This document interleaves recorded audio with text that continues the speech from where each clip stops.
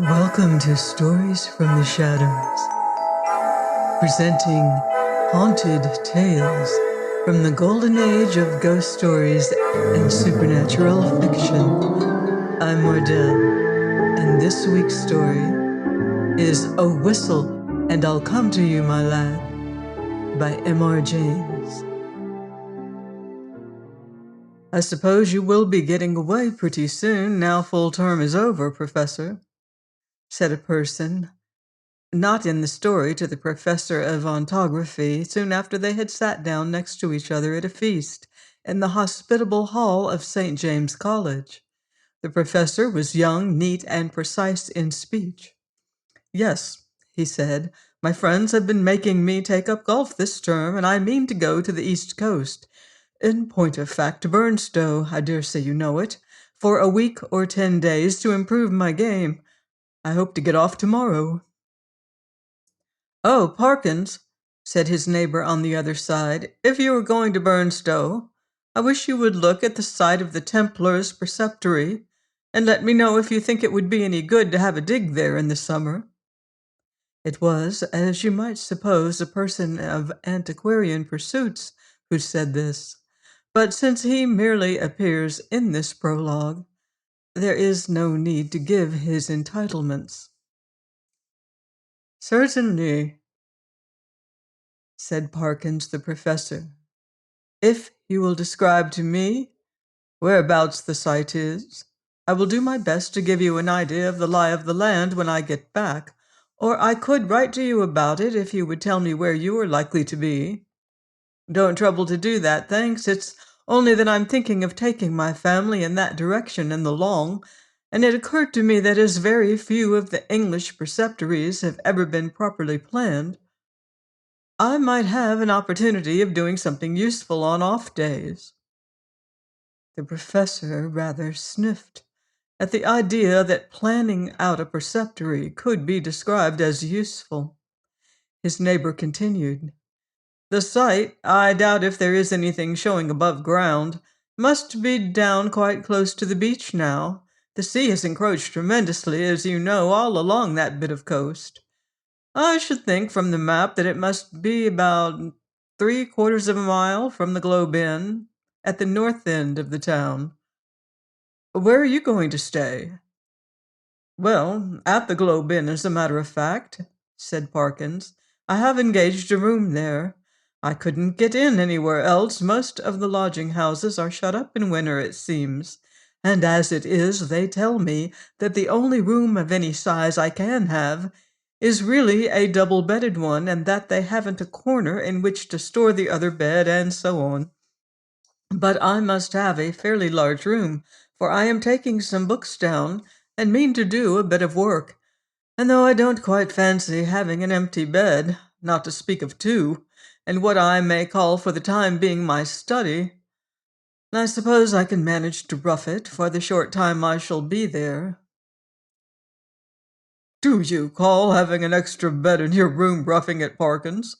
said a bluff person opposite. "Look here, I shall come down and occupy it for a bit. It'll be company for you." The professor quivered, but managed to laugh in a courteous manner. "By all means, Rogers, there's nothing I should like better. But I'm afraid you would find it rather dull. You don't play golf, do you?"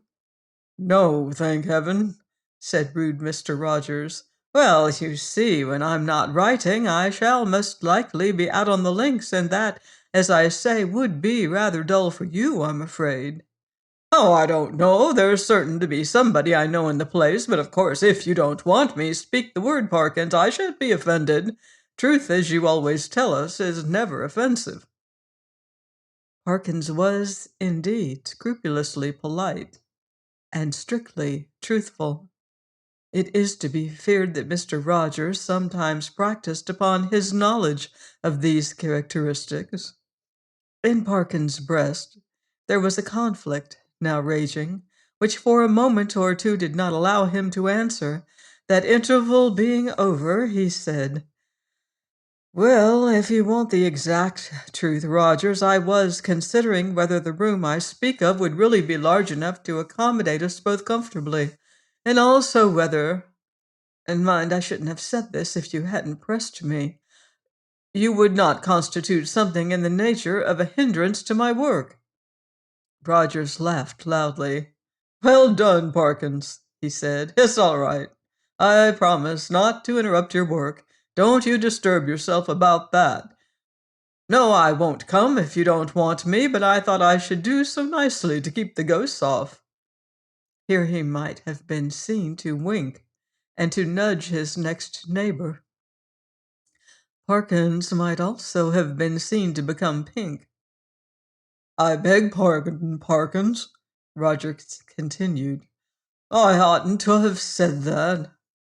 I forgot you didn't like levity on these topics. Well, Parkins said, as you have mentioned the matter, I freely own that I do not like careless talk about what you call ghosts. A man in my position, he went on, raising his voice a little, cannot, I find, be too careful about appearing to sanction the current beliefs on such subjects. As you know, Rogers, or as you ought to know, for I think I have never concealed my views. No, you certainly have not, old man, put in Roger's soda voice. I hold that any semblance or any appearance of concession to the view that such things might exist is equivalent to a renunciation of all that I hold most sacred. But I am afraid I have not succeeded in securing your attention. Your undivided attention was what Dr. Blimber actually said, Rogers interrupted with every appearance of an earnest desire for accuracy. But I beg your pardon, Parkins, I'm stopping you. Mr. Rogers was wrong. See Dombey and Son, Chapter 12. No, not at all, said Parkins. I don't remember Blimber. Perhaps he was before my time, but I needn't go on. I'm sure you know what I mean. Yes, said Rogers rather hastily. Just so. We'll go into it fully at Burnstow or somewhere.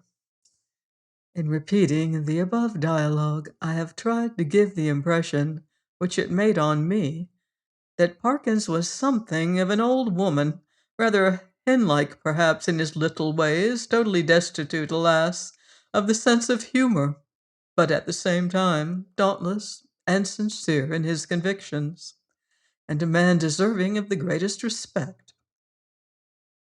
Whether or not the reader has gathered so much, that was the character which Parkins had. On the following day, Parkins did as he had hoped, succeeded in getting away from his college, and in arriving at Burnstow. He was made welcome at the Globe Inn, was safely installed in the large double-bedded room of which we have heard, and was able, before retiring, to arrange his materials for work in apple pie order upon a commodious table which occupied the outer end of the room, and was surrounded on 3 sides by windows looking out seaward. That is to say, the central window looked straight out to sea, and those on the left and right commanded prospects along the shore to the north and south respectively. On the south you saw the village of Burnstow. On the north no houses were to be seen, but only the beach and the low cliff backing it. Immediately in front was a strip, not considerable, of rough grass, dotted with old anchors, capstans, and so forth, then a broad path, then the beach. Whatever may have been the original distance between the Globe Inn and the sea, not more than 60 yards now separated them. The rest of the population of the inn was, of course, a golfing one, and included few elements that call for a special description.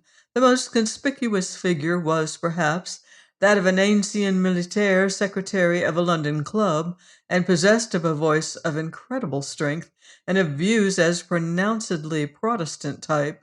These were apt to find utterance after his attendance upon the ministrations of the vicar, an estimable man with inclinations towards a picturesque ritual, which he gallantly kept down as far as he could, out of deference to East Anglian tradition. Professor Parkins, one of whose spiritual characteristics was pluck, spent the greater part of the day following his arrival at Burnstow in what he had called improving his game, in company with this Colonel Wilson, and during the afternoon, Whether the process of improvement were to blame or not, I'm not sure. The colonel's demeanor assumed a coloring so lurid that even Parkins jibbed at the thought of walking home with him from the links. He determined, after a short and furtive look at that bristling mustache and those incarnadined features, that it would be wiser to allow the influences of tea and tobacco to do what they could with the colonel before the dinner hour should render a meeting inevitable. I might walk home tonight along the beach, he reflected. Yes, and take a look. There will be light enough for that. At the ruins of which Disney was talking. I don't exactly know where they are, by the way, but I expect I can hardly help stumbling on them. This he accomplished, I may say, in the most literal sense, for in picking his way from the links to the shingle beach, his foot caught partly in a gorse root and partly in a biggish stone, and over he went. When he got up and surveyed his surroundings, he found himself in a patch of somewhat broken ground, covered with small depressions and mounds. These latter, when he came to examine them, proved to be simply masses of flints, embedded in mortar and grown over with turf. He must, he quite rightly concluded, be on the site of the preceptory he had promised to look at. It seemed not unlikely to reward the spade of the explorer. Enough of the foundations was probably left at no great depth to throw a good deal of light on the general plan. He remembered vaguely that the Templars, to whom this site had belonged, were in the habit of building round churches, and he thought that a particular series of the humps or mounds near him did appear to be arranged in something of a circular form. Few people can resist the temptation to try a little amateur research in a department quite outside of their own, if only for the satisfaction of showing how successfully they would have been if only they had taken it up seriously. Our professor, however, if he felt something of this mean desire, was also truly anxious to oblige Mr. Disney, so he paced with care the circular area he had noticed and wrote down its rough dimensions in his pocketbook.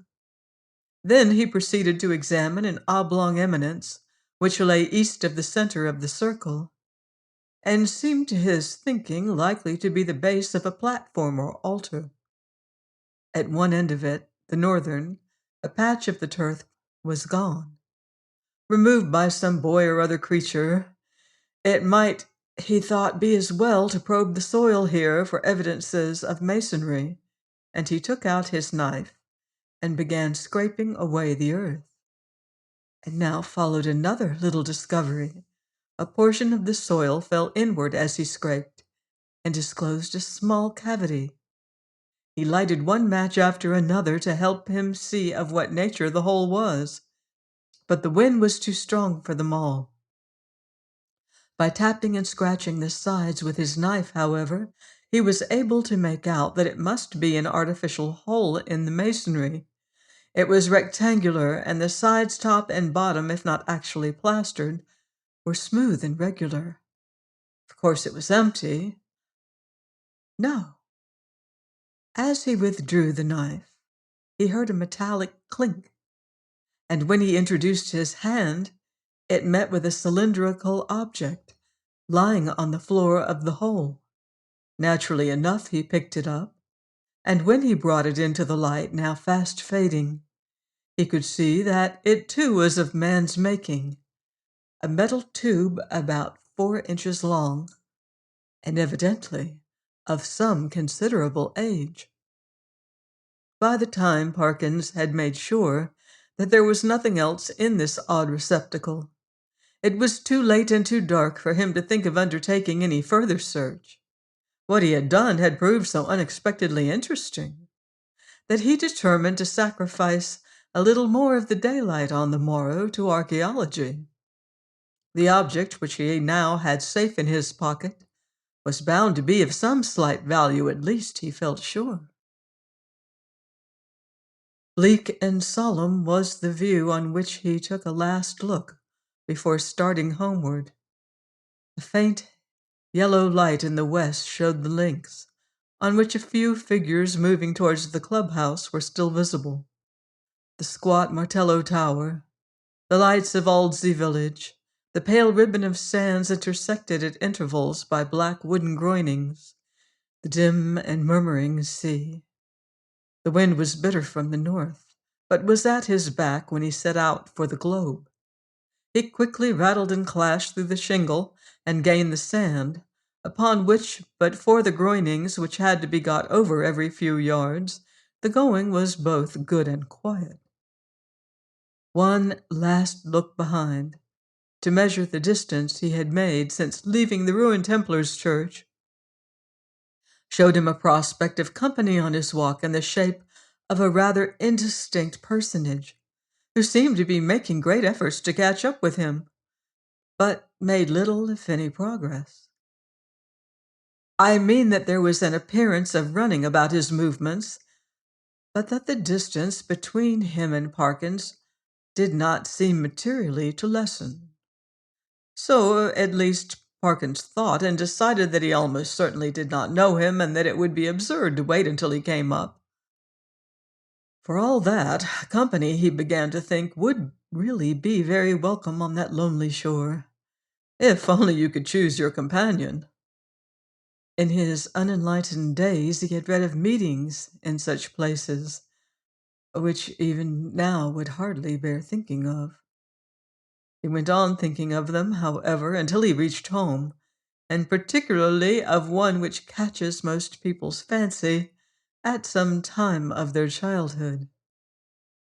Now I saw in my dream that Christian had gone but a very little way when he saw a foul fiend coming over the field to meet him.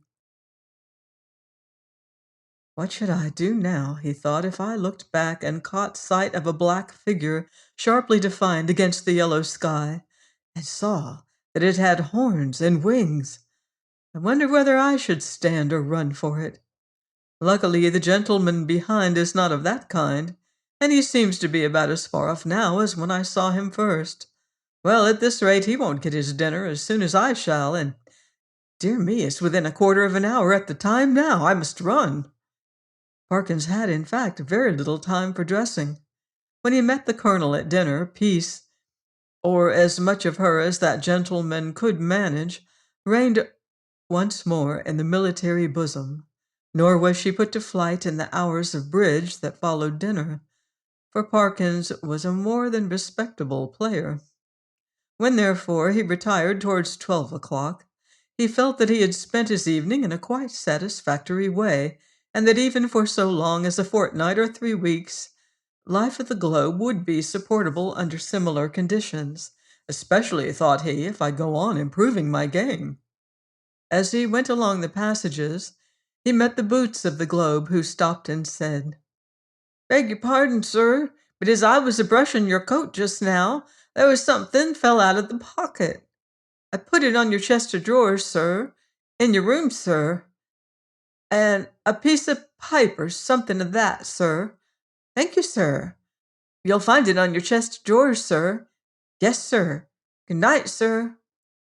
The speech served to remind Parkins of his little discovery of that afternoon. It was with some considerable curiosity that he turned it over by the light of his candles. It was of bronze, he now saw, and was shaped very much after the manner of the modern dog whistle. In fact, it was, yes, certainly it was, actually no more nor less than a whistle. He put it to his lips, but it was quite full of fine caked-up sand or earth, which would not yield to knocking, but must be loosened with a knife. Tidy as ever in his habits, Parkins cleared out the earth onto a piece of paper and took the latter to the window to empty it out. The night was clear and bright, as he saw when he had opened the casement, and he stopped for an instant to look at the sea, and note a belated wanderer stationed on the shore in front of the inn. Then he shut the window, a little surprised at the late hours people kept at Burnstow, and took his whistle to the light again. Why, surely there were marks on it, and not merely marks, but letters.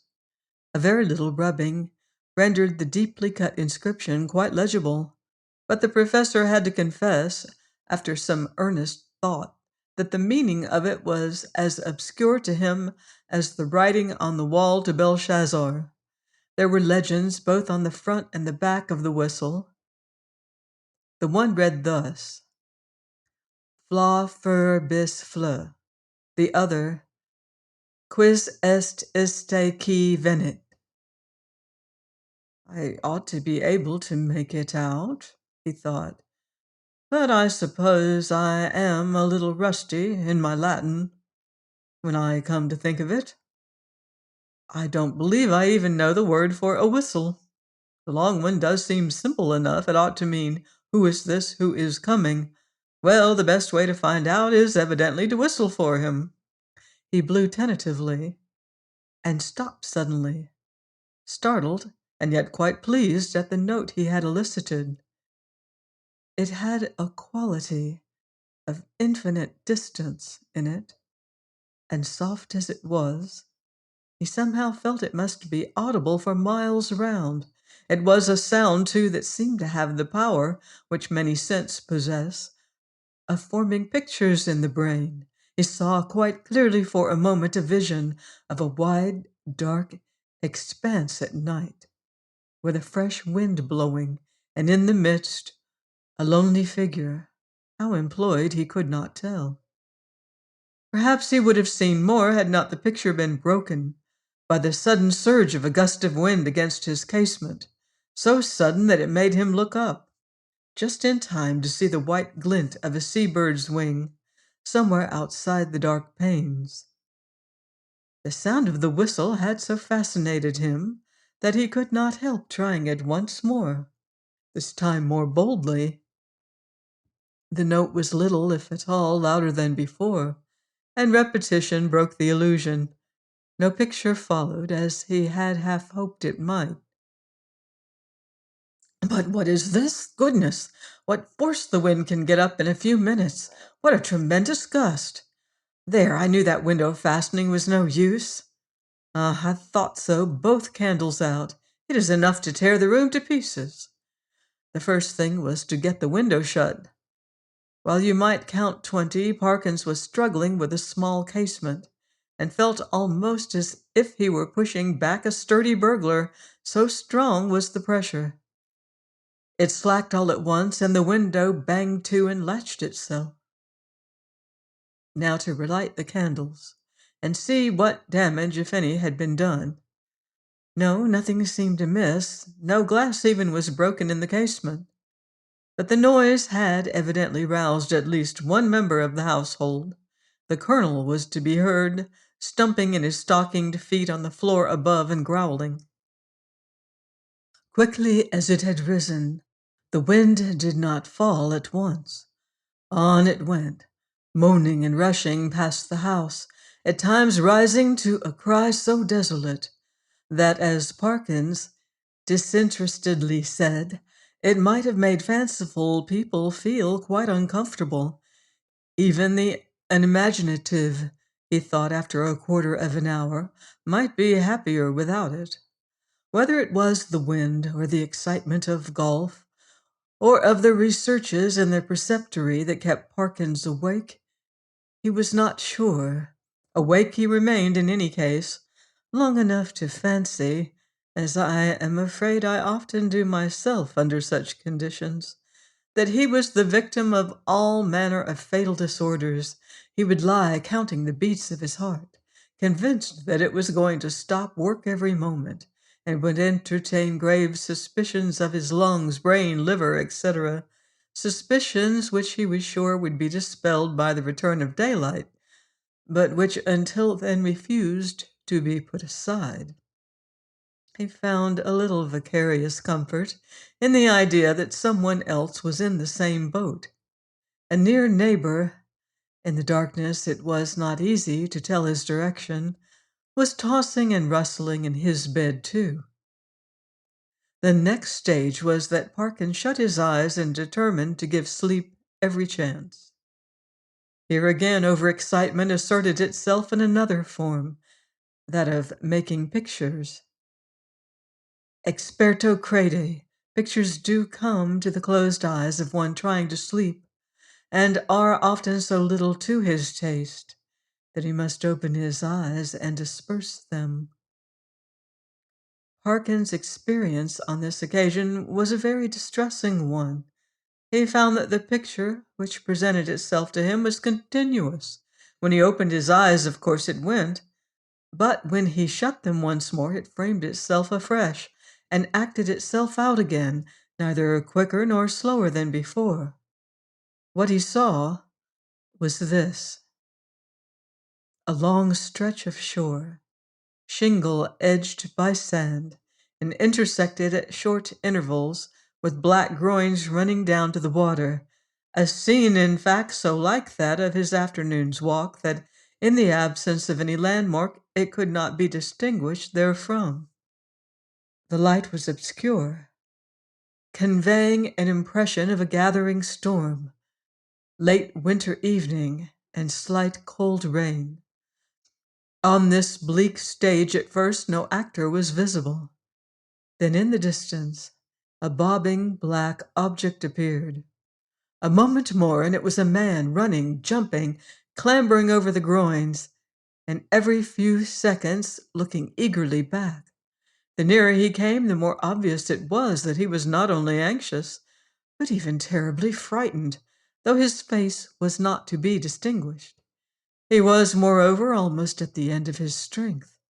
On he came. Each successive obstacle seemed to cause him more difficulty than the last. Will he get over the next one? Thought Parkins. It seems a little higher than the others. Yes, half climbing, half throwing himself, he did get over, and fell all in a heap on the other side, the side nearest to the spectator. Then, as if really unable to get up again, he remained crouching under the groin, looking up in an attitude of painful anxiety.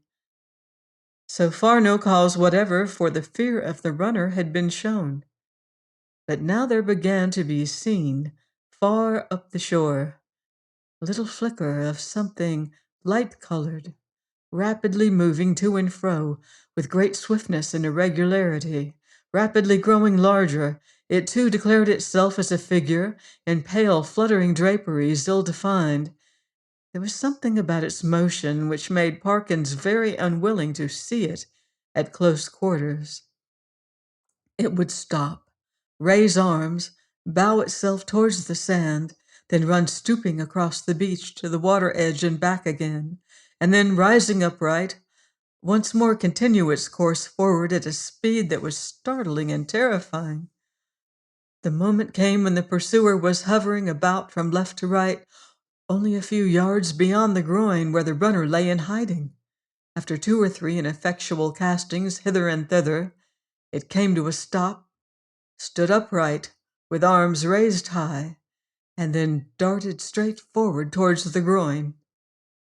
It was at this point that Parkins always failed in his resolution to keep his eyes shut. With many misgivings as to incipient failure of eyesight, overworked brain, excessive smoking, and so on, he finally resigned himself to light his candle, get out a book, and pass the night waking, rather than be tormented by this persistent panorama, which he saw clearly enough could only be a morbid reflection of his walk and his thoughts on that very day. The scraping of a match on box and the glare of light must have startled some creatures of the night, rats or what not, which he heard scurry across the floor from the side of his bed with much rustling. Dear, dear, the match is out. Fool that it is. But the second one burnt better, and a candle and book were duly procured, over which Parkins pored till sleep of a wholesome kind came upon him, and that in no long space. For about the first time in his orderly and prudent life, he forgot to blow out the candle, and when he was called next morning at 8, there was still a flicker in the socket and a sad mess of guttered grease on the top of the little table. After breakfast, he was in his room, putting the finishing touches to his golfing costume. Fortune had again allotted the colonel to him for a partner. when one of the maids came in. "Oh, if you please," she said, "would you like any extra blankets on your bed, sir?" "Ah, thank you," said Parkins. "Yes, I think I should like one. It seems likely to turn rather colder." In a very short time the maid was back with the blanket. "Which bed should I put it on, sir?" she asked. "What? Why, that one, the one I slept in last night," he said, pointing to it. "Oh, yes. I beg your pardon, sir, but you seem to have tried both of 'em. Leastways, we had to make 'em both up this morning." "Really? How very absurd," said Parkins. "I certainly never touched the other, except to lay some things on it. Did it actually seem to have been slept in?" "Oh, yes, sir," said the maid. "Why, all the things was crumpled and throwed about all ways. If you'll excuse me, sir, quite as if anyone hadn't passed but a very poor night, sir." "Dear me," said Parkins. "Well, I may have disordered it more than I thought when I unpacked my things. I'm very sorry to have given you the extra trouble, I'm sure. I expect a friend of mine soon, by the way, a gentleman from Cambridge, to come and occupy it for a night or two. That will be all right, I suppose, won't it?" "Oh, yes, to be sure, sir. Thank you, sir. It's no trouble, I'm sure," said the maid, and departed to giggle with her colleagues. Parkins set forth with a stern determination to improve his game. "I am glad to be able to report that he's succeeded so far in this enterprise that the colonel, who had been rather repining at the prospect of a second day's play in his company, became quite chatty as the morning advanced, and his voice boomed out over the flats, as certain also of our own minor poets have said, like some great bourdon in a minster tower.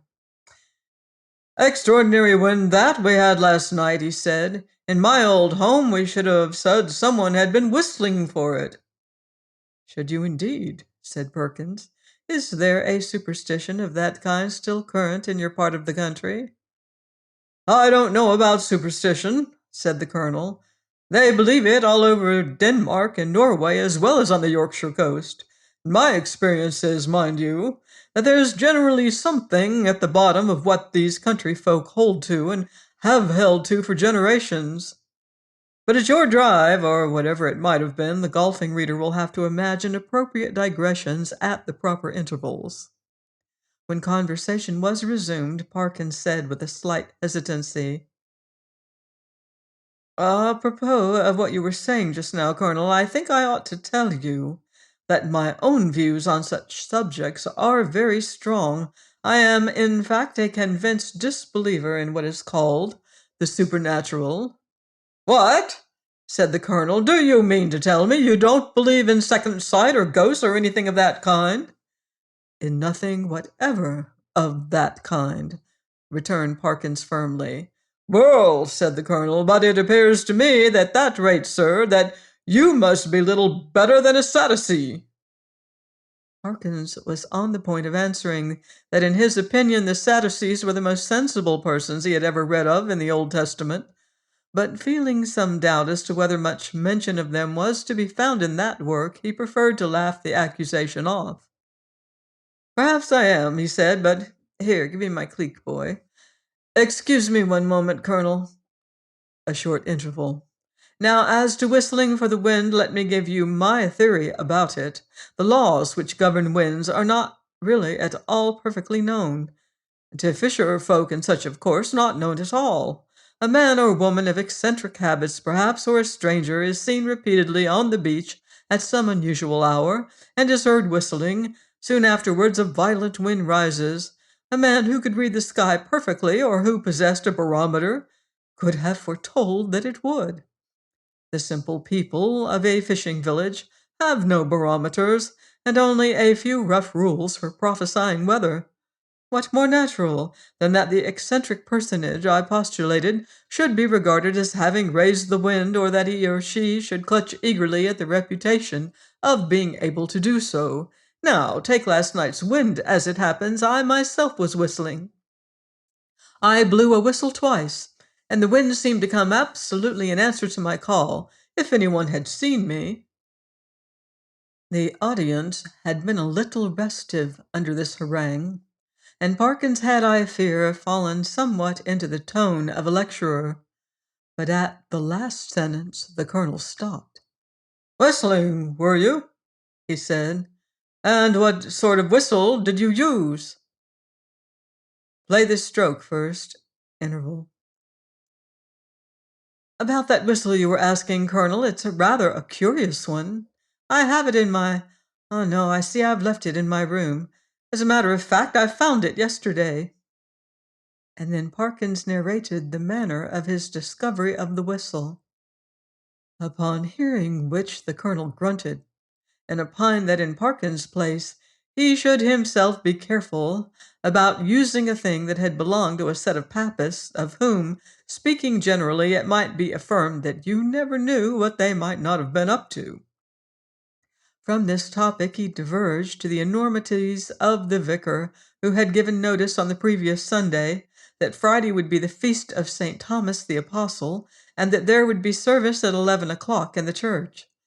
This and other similar proceedings constituted, in the colonel's view, a strong presumption that the vicar was a concealed papist, if not a Jesuit, and Parkins, who could not very readily follow the colonel in this region, did not disagree with him.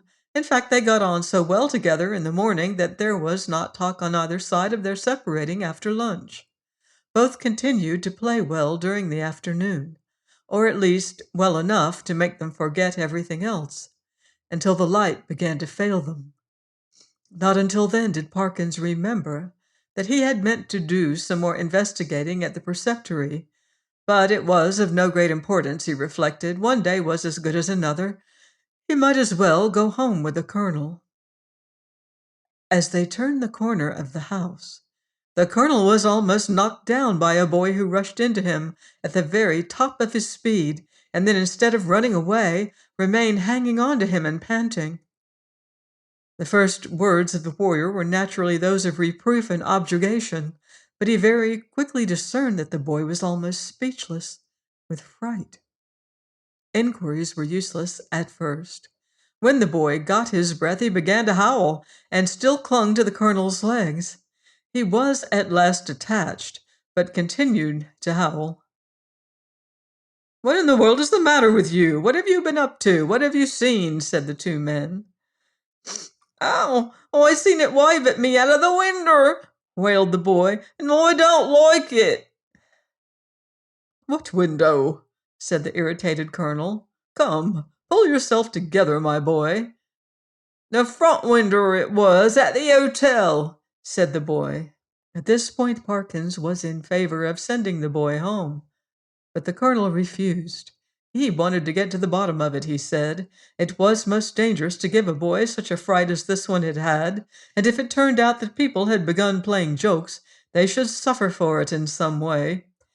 And by a series of questions he made out this story. The boy had been playing about on the grass in front of the globe with some others. Then they had gone home to their teas, and he was just going when he happened to look up at the front winder and seen it a-wiving at him. It seemed to be a figure of some sort in white as far as he knew. He couldn't see its face, but it wived at him, and it warn't a right thing, not to say a right person. Was there a light in the room? No, he didn't think to look if there was a light. Which was the window? Was it the top one or the second one? The second one it was, the big window what got two little ones at the sides. "Very well, my boy," said the colonel after a few more questions. "You run away home now. I expect it was some person trying to give you a start. Another time, like a brave English boy, you just throw a stone. Well, no, not that exactly, but you go and speak to the waiter or to Mr. Simpson, the landlord, and yes, and say that I advised you to do so." The boy's face expressed some of the doubt he felt as to the likelihood of Mr. Simpson's lending a favorable ear to his complaint. But the colonel did not appear to perceive this, and went on. "And here's a sixpence. No, I see it's a shilling. And you be off home and don't think any more about it." The youth hurried off with agitated thanks, and the colonel and Parkins went round to the front of the globe and reconnoitered. There was only one window, answering to the description they had been hearing. "Well, that's curious," said Parkins. "It's evidently my window the lad was talking about. Will you come up for a moment, Colonel Wilson? We ought to be able to see if anyone has been taking liberties in my room." They were soon in the passage, and Parkins made as if to open the door. Then he stopped and felt in his pockets. "This is more serious than I thought," was his next remark. "I remember now that before I started this morning, I locked the door. It is locked now. And what is more, here's the key." And he held it up. "Now," he went on, "if the servants are in the habit of going into one's room during the day when one is away, I can only say that I don't approve of it at all." Conscious of a somewhat weak climax, he busied himself in opening the door, which was indeed locked, and in lighting candles. "No," he said, "nothing seems disturbed." "Except your bed," put in the colonel. "Excuse me, that isn't my bed," said Parkins. "I don't use that one. But it does look as if someone had been playing tricks with it." It certainly did. The clothes were bundled up and twisted together in a most tortuous confusion. Parkins pondered. "That must be it," he said at last. "I disordered the clothes last night in unpacking, and they haven't made it since. Perhaps they came in to make it, and that boy saw them through the window, and then they were called away and locked the door after them. Yes, I think that must be it." "Well, bring and ask," said the colonel, and this appealed to Parkins as practical. The maid appeared, and to make a long story short, deposed that she had made the bed in the morning when the gentleman was in the room, and hadn't been there since. No, she hadn't no other key. Mr. Simpson, he kept the keys, and he'd be able to tell the gentleman if anyone had been up. This was a puzzle.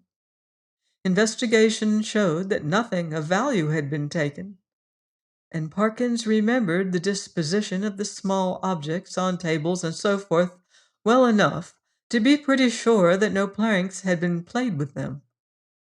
Mr. and Mrs. Simpson furthermore agreed that neither of them had given the duplicate key of the room to any person whatever during the day. Nor could Parkins, fair-minded man as he was, detect anything in the demeanor of the master, mistress, or maid that indicated guilt. He was much more inclined to think that the boy had been imposing on the colonel. The latter was unwontedly silent and pensive at dinner, and throughout the evening, when he bade good night to Parkins, he murmured in a gruff undertone, "You know where I am if you want me during the night." "Well, yes, thank you, Colonel Wilson, I think I do, but there isn't much prospect of my disturbing you, I hope. By the way," he added, "did I show you that old whistle I spoke of? I think not. Well, here it is." The colonel turned it over gingerly in the light of the candle. "Can you make anything of the inscription?" asked Parkins as he took it back. "No, not in this light. What do you mean to do with it?" "Oh, well, when I get back to Cambridge, I shall submit it to some of the archaeologists there and see what they think of it, and very likely, if they consider it worth having, I may present it to one of the museums." "Hmm," said the colonel. "Well, you may be right. All I know is, if it were mine, I should chuck it straight into the sea. It's no use talking, I'm well aware, but I expect that with you it's a case of live and learn." "I hope so, I'm sure, and I wish you a good night." He turned away, leaving Parkins in act to speak at the bottom of the stair, and soon each was in his own bedroom. By some unfortunate accident, there were neither blinds nor curtains to the windows of the professor's room. The previous night he had thought little of this, but tonight there seemed every prospect of a bright moon rising to shine directly on his bed, and probably wake him later on. When he noticed this, he was a good deal annoyed, but with an ingenuity which I can only envy, he succeeded in rigging up, with the help of a railway rug, some safety pins, and a stick and umbrella, a screen which, if it only held together, would completely keep the moonlight off his bed. And shortly afterwards, he was comfortably in that bed.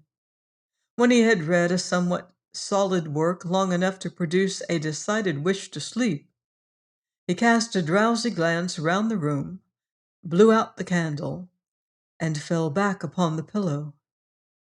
He must have slept soundly for an hour or more when a sudden clatter shook him up in a most unwelcome manner. In a moment he realized what had happened. His carefully constructed screen had given way, and a very bright, frosty moon was shining directly on his face. This was highly annoying. Could he possibly get up and reconstruct the screen? Or could he manage to sleep if he did not? For some minutes he lay and pondered over all the possibilities. Then he turned over sharply and, with his eyes open, lay breathlessly listening. There had been a movement, he was sure, in the empty bed on the opposite side of the room.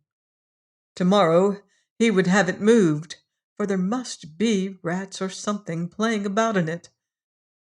It was quiet now.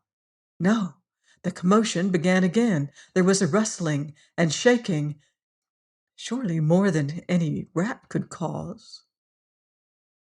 I can figure to myself something of the professor's bewilderment and horror, for I have, in a dream 30 years back, seen the same thing happen, but the reader will hardly perhaps imagine how dreadful it was to him to see a figure suddenly sit up, and what he had known was an empty bed. He was out of his own bed in one bound, made a dash towards the window, where lay his only weapon, the stick with which he had propped his screen.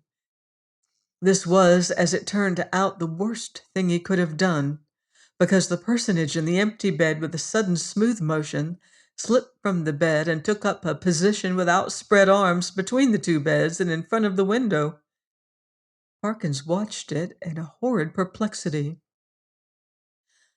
Somehow the idea of getting past it and escaping through the door was intolerable to him. He could not have borne, he didn't know why, to touch it. And as for its touching him, he would sooner dash himself through the window than have that happen. It stood for the moment in a band of dark shadow, and he had not seen what its face was like. Now it began to move in a stooping posture, and all at once the spectator realized with some horror and some relief that it must be blind, for it seemed to feel about it with its muffled arms in a groping and random fashion. Turning half away from him, it became suddenly conscious of the bed he had just left, and darted towards it and bent and felt all over the pillows in a way which made Parkins shudder, as he had never in his life thought it possible.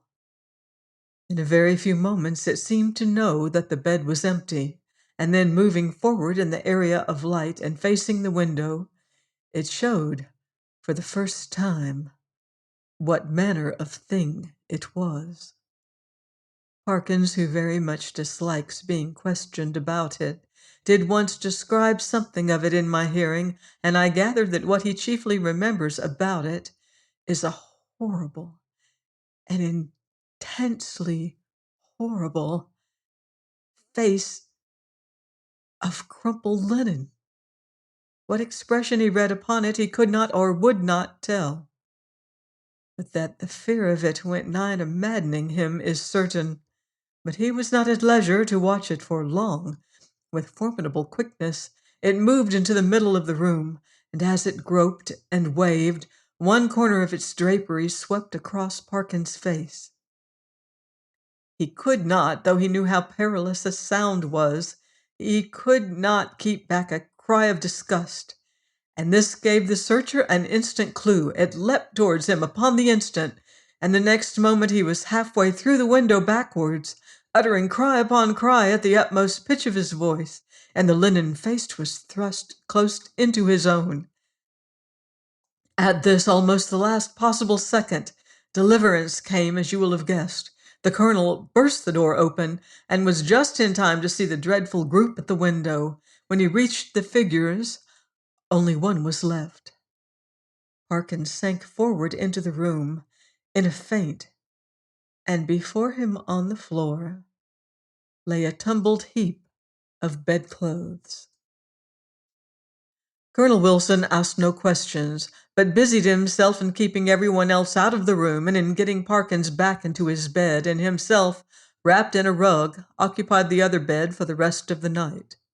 Early on the next day, Rogers arrived, more welcome than he would have been a day before, and the three of them held a very long consultation in the professor's room. At the end of it, the colonel left the hotel door, carrying a small object between his finger and thumb, which he cast as far into the sea as a very brawny arm could send it.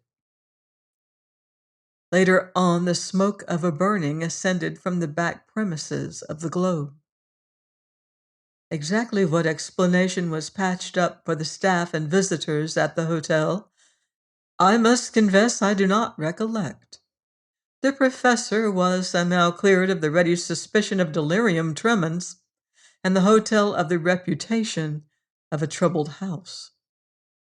There is not much question as to what would have happened to Parkins if the colonel had not intervened when he did.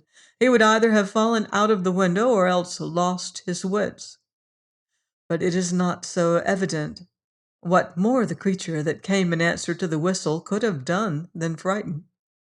There seemed to be absolutely nothing material about it, save the bedclothes of which it had made itself a body.